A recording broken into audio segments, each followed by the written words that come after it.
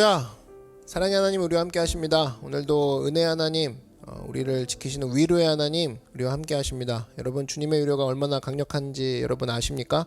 여러분이 받았던 사람의 위로 어떤 것보다도 오늘 주님의 위로 그 한마디, 위로의 손짓, 그 한 손짓이 우리를 살리시고 건지십니다. 오늘도 그 주님의 위로를 기대하며 말씀 가운데, 기도 가운데 큰 위로와 평강을 얻는 우리 모두가 되기를 바랍니다.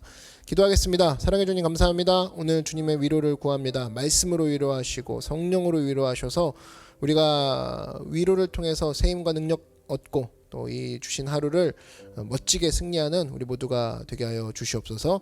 예수님의 이름으로 기도드렸습니다. 아멘.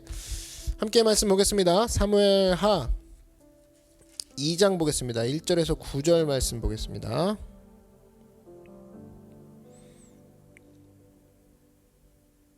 사무엘하 2장 1절에서 9절 말씀 다같이 한 목소리로 합독하겠습니다. 시작. 그 후에 다윗이 야훼께 여쭈아뢰되 내가 유다 한 성읍으로 올라가리이까? 야훼께서 이르시되 올라가라. 다윗이 아뢰되 어디로 가리이까? 이르시되 헤브론으로 갈지니라.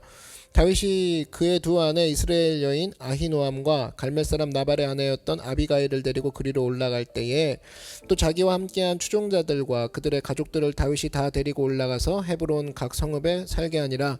유다 사람들이 와서 거기서 다윗에게 기름을 부어 유다 족속의 왕으로 삼았더라. 어떤 사람이 다윗에게 말하여 이르되 사울을 장사한 사람은 길르앗 야베스 사람들이니이다 하매 다윗이 길르앗 야베스 사람들에게 전령들을 보내 그들에게 이르되 너희가 너희 주 사울에게 이처럼 은혜를 베풀어 그를 장사하였으니 야훼께 복을 받을지어다. 너희가 이 일을 하였으니 이제 야훼께서 온 은혜와 진리로 너희에게 베푸시기를 원하고 나도 이 선한 일을 너희에게 갚으리니 이제 너희는 손을 강하게 하고 담대해야 할지어다. 너희 주 사울이 죽었고 또 유다 족속이 내게 기름을 부어 그들의 왕으로 삼았음이니라 하니라. 사울의 군사령관 넬의 아들 아브넬이 이미 사울의 아들 이스보셋을 데리고 마하나임으로 건너가 길르앗과 아술과 이스라엘과 에브라임과 베냐민과 온 이스라엘의 왕으로 삼았더라. 아멘. 네, 오늘은 당연한 것도 물으라, 당연한 것도 물으라 라는 제목으로 하나님 말씀 증거하도록 하겠습니다. 오늘 본문 이 사무엘하 2장 1절부터의 말씀은 다윗이 이스라엘 왕으로 즉위하는 과정을 묘사하고 있습니다. 즉위하는 과정을 통해서 다윗이 하나님 앞에 얼마나 잘 순종했는지를 우리가 알 수가 있습니다. 그거 살펴보도록 하겠습니다. 많은 사람들은 과정을 무시하고 결과, 열매만을 강조하는 사람이 있습니다. 그런데 어떤 사람의 신앙, 인격, 믿음, 이 본질을 파악하려면 사실은 결과가 아닌 과정을 보면 쉽게 파악할 수 있다고 생각합니다. 다윗이 왕이 되는 그 과정, 결과가 아니죠. 그 과정을 통해서 우리가 하나님 앞에 배워야 될 점, 이것을 한번 살펴보는 시간이에요. 첫 번째로 당연한 것도 물으라 이겁니다. 지금 이스라엘 왕인 사울이 죽었죠. 사울이 죽었습니다. 그리고 다윗은 오래전부터 사무엘을 통해서 기름 부음을 받았어요. 그리고 많은 민심도 이제 다윗을 따라요. 잘 봐요. 이제는 장애가 되었던 사울이 죽었고 명분도 충분히 있습니다. 또 다윗 말고 다른 사람이 이스라엘 왕이 될 만한 다른 대안도 없어요. 그냥 다윗이 올라가서 왕이다 선포해버리고 왕이 되어버리면 끝입니다. 누구에게 특별히 추임받을 세력도 없어요. 이런 상황에서 다윗이 왕이 되는 거 당연한 거예요. 이런 상황에서 이스라엘 통치하는 거 마땅한 겁니다. 우린 인생 살면서 당연해 보이고 마땅해 보이는 일들 우리에게도 많이 일어납니다. 명분이 있는 일들, 그죠? 그러면 우리는 그냥 하는 경향이 있어요. 그 명분이 우상인 사람이죠. 명분이 있으면 그냥 다 하는 겁니까? 크리스찬은? 그럴 수 없다라는 거예요. 명분이 우리의 최고 결제자가 될 수 없다. 그걸 오늘 다윗이 보여주는 거예요. 명분은 조건 중에 하나인 거예요. 마지막에 하나님의 결제가 있어야 되는 거죠. 하나님께 묻고 행하는 다윗의 모습, 그게 다윗이 보통 사람과 달랐던 모습이라는 겁니다. 명분이 되고 조건도 되고 대안도 있어요. 그죠? 그게 바로 나라는 것이 상황이 나를 가리킨다.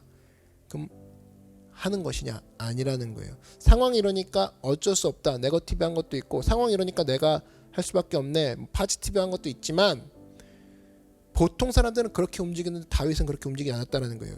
사울과 결정적으로 달랐던 점이 이거라는 겁니다. 매사에 당연해 보이고 심지어 명분도 있고 마땅해 보이는 모든 것들을 놓고도 철저히 물었다라는 거예요. 우리 맨날 그러죠. 어쩔 수 없었습니다. 지금 상황이 예배드릴 수 없는 상황 아닙니까? 기도할 수 있는 시간이 적어요. 뭐 가정 형편이 다 명분이죠, 어떻게 보면. 그래서 묻지 않는 뭐 자세로 많이 가고 그 명분에 고개 숙이고, 그죠?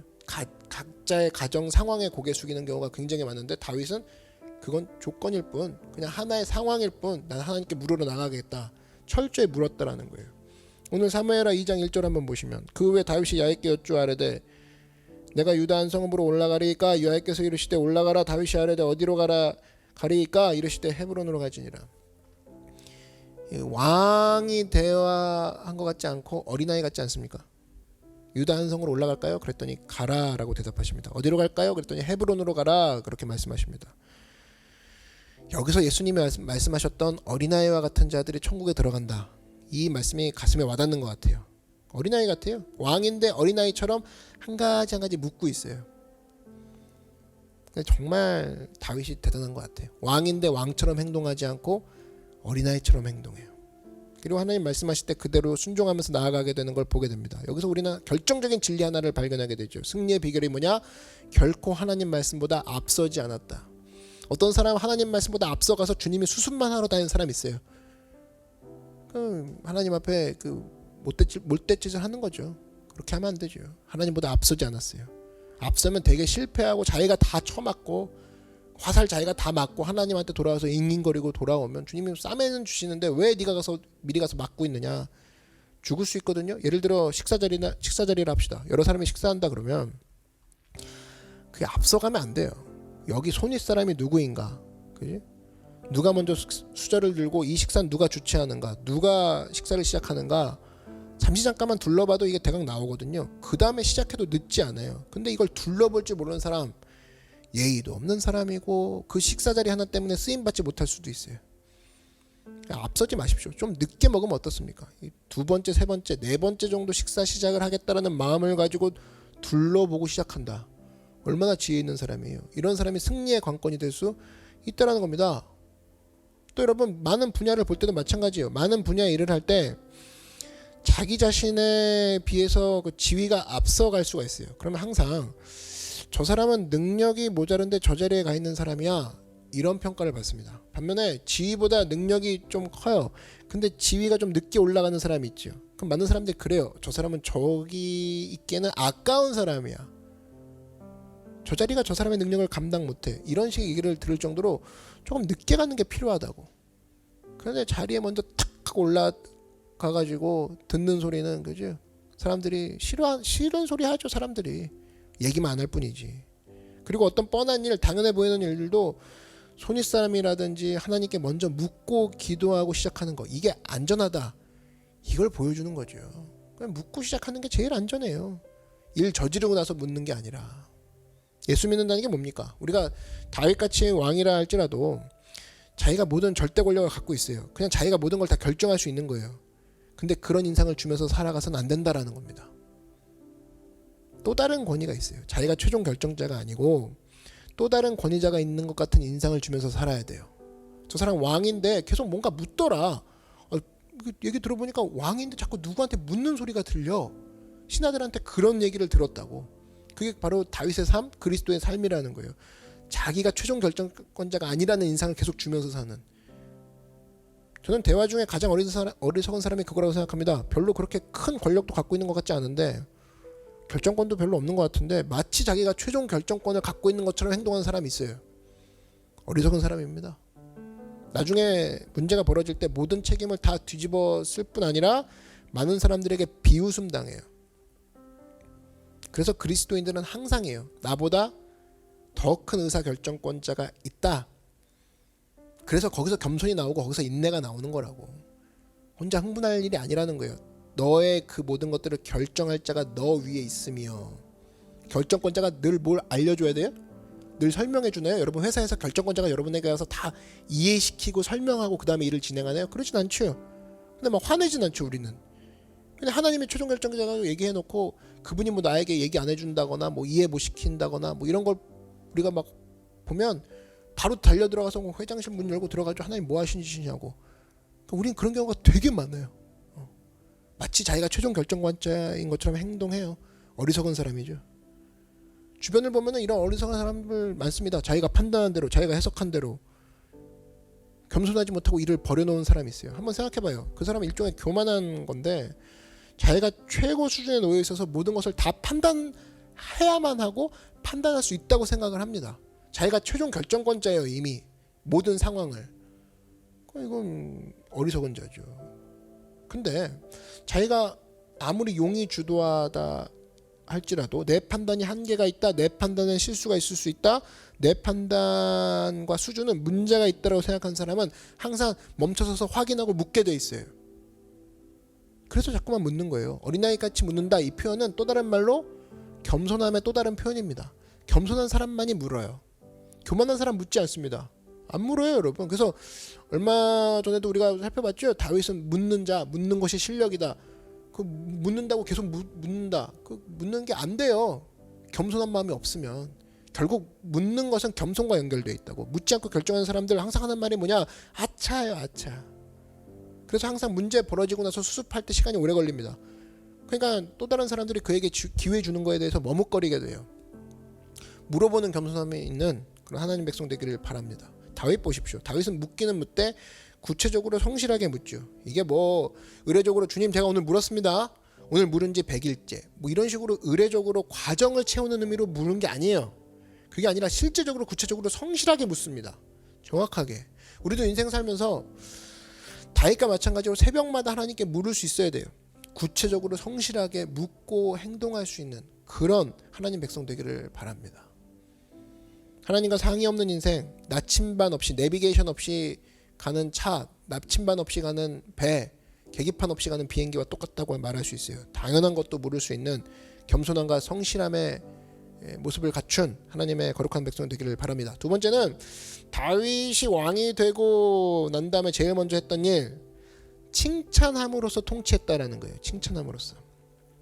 굉장히 유명한 책이죠. 켄 플랜차드의 칭찬은 고래도 춤추게 한다라는 책. 이걸 보면 인간관계에서도 칭찬의 적극적인 면을 설명하고 있는 책이죠. 오늘 다윗의 이야기가 이 켄 블랜차드의 이야기하고 똑같다고 생각합니다. 통치 시작하면서 누구 벌 주고 내가 얼마나 강력한 권세자인가 이거 보여주면서 시작한 게 아니라 격려하고 칭찬하고 잘하는 것들에 대해서 기준 세우는 것부터 왕권을 시작해요. 여기 보니까 길르앗 야베스 주민에 관한 칭찬 이야기가 나오죠. 4절 보시면 유다 사람들이 와서 거기서 다윗에게 기름을 부어 유다 족속의 왕으로 삼았더라. 어떤 사람이 다윗에게 말하여 이르되 사울을 장사한 사람은 길르앗 야베스 사람들이니이다 하매 다윗이 길르앗 야베스 사람들에게 전령들을 보내 그들에게 이르되 너희가 너희 주 사울에게 이처럼 은혜를 베풀어 그를 장사하였으니 야훼께 복을 받을지어다. 너희가 이 일을 하였으니 이제 야훼께서 은혜와 진리로 너희에게 베푸시기를 원하고 나도 이 선한 일을 너희에게 갚으리니 이제 너희는 손을 강하게 하고 담대히 할지어다. 너희 주 사울이 죽었고 또 유다 족속이 내게 기름을 부어 그들의 왕으로 삼았음이니라 하니라. 사울이 죽고 나서 다윗이 왕이 됐어요.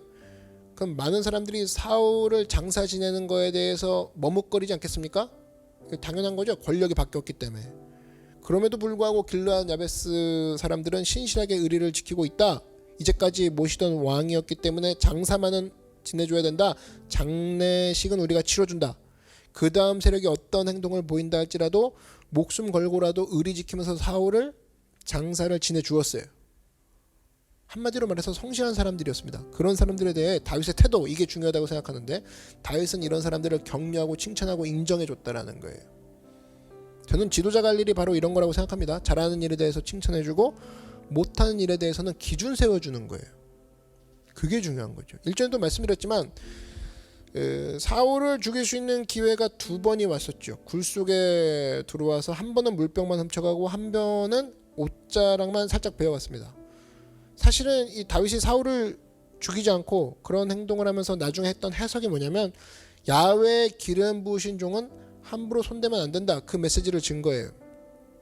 그러니까 주변에 있는 다윗의 신하들도 그 메시지를 가슴에 새깁니다. 누구라 할지라도 야훼의 기름 부은 종을 우리가 손대면 안 된다. 다윗이 사울을 손대지 않은 거와 마찬가지로 우리도 다윗을 손대면 안 된다. 이게 일종의 교육 효과였다라고 생각합니다. 또 하나 사무엘하 2장에 나오는 말씀도 마찬가지인데 죽음 이유라도 끝까지 의리를 지켜야 된다. 길르앗 야베스 사람같이 의리를 지킨 사람은 인정받고 배신한 사람들은 죽는다. 이걸 가르치고 있다라는 거예요. 이거 무슨 이야기입니까? 다윗은 그 사회 속에서 기준을 세워주는 지도자였다라는 거예요. 지도자는 그래서 흐릿하면 안 됩니다. 우리 편이라 그러면 자기에게 좋은 잣대를 갖다 대고, 상대라 그러면 반대의 잣대를 갖다 대고, 아무리 좋은 말을 한다 그래도 그 기준을 따를 사람이 없다라는 거예요. 역사가 알죠. 역사가 다 평가한다고. 그래서 여러분, 성경도 그렇게 평가하고 있지 않습니까? 공의가 실종된 리더십은 혼돈 그 자체입니다. 지도자는 그래서 장깨 부리면 안 되고, 자기 편이라고 막 감싸주고, 남 편이라고 무조건 그냥 박대하고, 철저하게 그러면 안 되고, 이런 올바른 기준을 세우는 모습이 있어야 된다는 거예요. 시대를 보면 알 수가 있죠. 나라를 보면 알 수가 있죠. 우리가 지금 어느 상황인지 각 분야에서 이거를 배워가야 돼요. 나에게 잘하던 상대에게 잘하던 공정한 기준이 세워지고 있는 나라인가, 공정한 기준이 있는 공동체인가, 하나님 말씀으로 우리가 붙잡고 잘하는 게 있으면 정당하게 칭찬하십시오. 상대방이라 할지라도. 그리고 아무리 내 측근이라고 해도, 아무리 나에게 잘해주는 사람이라고 해도 잘못하는 부분이 있을 때는 철저하게 벌할 줄 알 때, 기준을 세워줄 줄 알 때, 그때 훌륭한 리더십이 된다라는 겁니다. 칭찬을 통해서 잘하는 것들을 세워주고, 또 칭찬을 통해서 새로운 일을 시작하는 거룩한 종이 되기를 바랍니다. 주변에 많은 사람 있죠? 격려함으로 시작하세요. 격려함으로. 그래서 하나님 말씀을 더 강화시키고 올바른 길로 인도할 수 있는 여러분 되기를 바랍니다. 말씀의 결론을 맺겠습니다. 우리가 기도의 인생이에요. 기도의 인생. 노크교회 성도들은 새벽 기도의 인생입니다. 새벽 기도할 때마다 우리가 할 게 뭐냐? 하나님, 나 오늘 새벽 예배 드렸습니다. 밴드에 글 올립니다. 이게 아니라 당연한 것도 물을 수 있는 그런 길로 걸어나가길 바랍니다. 진짜 중요한 거예요. 다윗의 길이에요. 다윗의 길. 그리고 기도 이후에도 우리가 이 땅 살면서 수평적인 성도와의 관계 뭐로 시작하라? 칭찬과 격려로 시작하라. 이것을 통해서 올바른 기준과 공정성을 세워나가는 믿음의 신실한 종이 되기를 바랍니다. 다 같이 기도하겠습니다. 사랑해 주님 감사합니다. 우리가 당연한 것도 물을 수 있는 다윗의 길을 걸어가게 하여 주시옵소서. 칭찬과 격려를 통해서 공동체를 세우는 하나님의 리더십들이 되게 하여 주시옵소서. 주님이 기뻐하시는 리더가 되게 하여 주시옵소서. 예수님의 이름으로 기도드렸습니다. 아멘. 오늘 말씀을 생각하면서 오늘도 우리를 칭찬하시고 격려하시고 우리에게 기준을 세워주시는 그 주님께 달려갑시다. 오늘 우리가 주님의 이름 한번 부르고 다 같이 통성으로 기도하며 간구하며 나아가겠습니다. 주여, 사랑해 주님 감사합니다. 오늘도 우리를 칭찬하시고 격려하시는 주님 앞에 나아갑니다. 우리도 주님과 같이